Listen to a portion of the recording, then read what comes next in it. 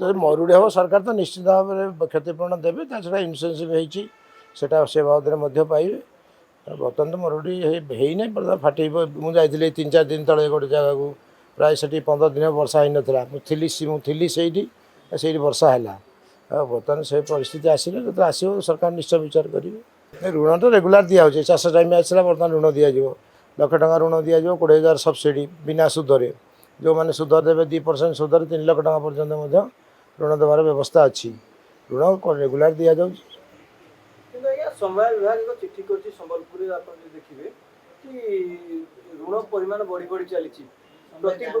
ପ୍ରତି ବର୍ଷ ଋଣ ଦିଆଯାଉଛି କିନ୍ତୁ ତାହା କାର୍ଯ୍ୟକାରୀ ହୋଇପାରିବାରେ ଇରେଗୁଲାରିଟି ଦେଖାଯାଉଛି ବୋଲି ସମ୍ବଲପୁରରେ ଗୋଟେ ଚିଠି ହେଇଛି ତେଣୁ ତାକୁ ବର୍ତ୍ତମାନ କେମିତି ଟ୍ୟାକଲ କରାଯିବ ଏତେ ଚାଷୀ ରହିଲେ ନିଶ୍ଚିତ ଭାବରେ ତା ଭିତରେ ଭୁଲଟୁଲ ହେବ ଟିକେ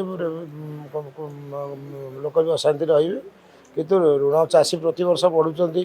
ଯେଉଁମାନେ ଋଣ ନେଇଛନ୍ତି ସେମାନେ ପୁଣି ଆଗାମୀ ବର୍ଷକୁ ନୂଆ ଚାଷୀ ଆସୁଛନ୍ତି ତାଙ୍କୁ ମଧ୍ୟ ଦିଆହେଉଛି ସେଥିପାଇଁ ଋଣର ମାତ୍ରା ବଢ଼ୁଛି କିନ୍ତୁ କିଛି ତ ଭୁଲ ରହିବ ସବୁ ତ ଆଉ ଆମେ ଠିକ୍ କରିପାରିବା ନାହିଁ ତେଣୁ ଯେଉଁଠି ଭୁଲ ହୋଇଛି ତାକୁ ମଧ୍ୟ ତର୍ଜମା କରି ତାକୁ ଠିକ୍ କରାଯିବ କୁହାଯାଉଛି ସମବାୟରେ ସର୍ବାଧିକ ଦୁର୍ନୀତି ହେଉଛି ଦୁର୍ନୀତିଖୋର ଅଫିସରମାନଙ୍କ ଭିତରେ କଡ଼ା କାର୍ଯ୍ୟାନୁଷ୍ଠାନ ନିଆଯିବ କି ଯେଉଁମାନେ ଦୁର୍ନୀତି କରୁଛନ୍ତି ଯେଉଁମାନେ ଗଫଲତି କରୁଛନ୍ତି ଦୁର୍ନୀତି ହେଉଛି ବୋଲି ସମସ୍ତେ କହୁଛନ୍ତି କିନ୍ତୁ ତାର ପ୍ରମାଣ କେହି ଦେବ ବହୁତ ଲୋକ ମୋତେ କହୁଛନ୍ତି ଦୁର୍ନୀତି ହେଉଛି ମୁଁ ଲେଖିକି ଦିଅନ୍ତୁ କ'ଣ ପ୍ରମାଣ ଦିଅନ୍ତୁ ଖାଲି ଆମେ ତ ଲେଖିଦେଲେ ହେବ ନାହିଁ ତାର ପ୍ରମାଣ ଦରକାର ତେଣୁ ଗୋଟେ ସମ୍ବାଦ ସମ୍ମିଳନୀରେ ଗୋଟେ ମୁଣ୍ଡରେ ପଶିଯାଇଛି ଏଇଟା ଗୋଟେ ଦୁର୍ନୀତି ଫର ଡିପାର୍ଟମେଣ୍ଟ ବିଭାଗ ବୋଲି ତେଣୁ ସେମିତି କିଛି ଆକ୍ଚୁଆଲି ନୁହଁ କିନ୍ତୁ ଗୋଟେ ହାଲା ହେଉଛି ସାରର ଟିକେ ଅଭାବୀ ଅଛି ସାର ଆସୁଛି ସେଦିନ ରବି ନାୟକ ଆମର ବିହାର ମନ୍ତ୍ରୀ ମଧ୍ୟ ଫୋନ୍ କରିଥିଲେ ସେଦିନ 3ଟା ର୍ୟାଗ ଆସିକି ପହଞ୍ଚିଲା ତାଙ୍କର କୁଚିନାକୁ ମଧ୍ୟ ସାର ପଠାଗଲା ସାରର ଅଭାବୀ ଟିକେ ରହୁଛି ଆସିବା ଏଇ ବର୍ଷା ଦିନ ପାଇଁ ଟ୍ରାନ୍ସପୋର୍ଟିଂ ଟିକେ ପ୍ରୋବ୍ଲେମ୍ ହେଲା ରେଲୱେରେ ବି ଆସିବା ପ୍ରୋବ୍ଲେମ୍ ହେଲା କାରଣ ତିନ୍ତିଗଲା